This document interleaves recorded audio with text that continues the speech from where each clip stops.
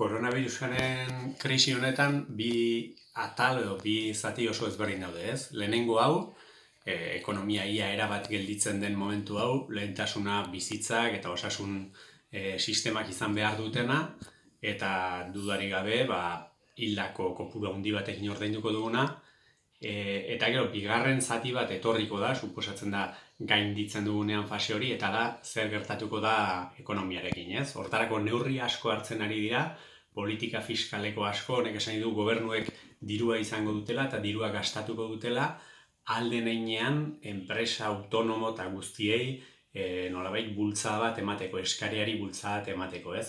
Gure ekonomia ez dago prestatuta horrelako eten baterako, inondik ere, kapitalismoan dirua eta denbora oso lotuta doaz, eta eten bat egiten ari gara, ez gauda hortara ohituta, baina hau ez da gerra bat ere, gerra batean produzio sarea suntsitu ere egiten da, eta kasu honetan hori ez da gertatzen ari, ez? Beraz, objetiboki gero geure onera etortzeko aukera gehiago dauzkagu, baina hortarako neurri egokiak hartu beharko ditugu bien bitartean. Lehen datuak oso txarrak izango dira, langabeziak gora egingo du, ERTE-etako jendea kontuan hartu gabe ere, baina berreskuratzeko aukera batzuk badaude. Dena den, aprobetxatu beharko genuke aukerak, albaldin bada behintzat, lehengo toki berdinera ez joateko, ez? Eta ikasgaiak ere ateratzeko esperientzia gogor honetatik.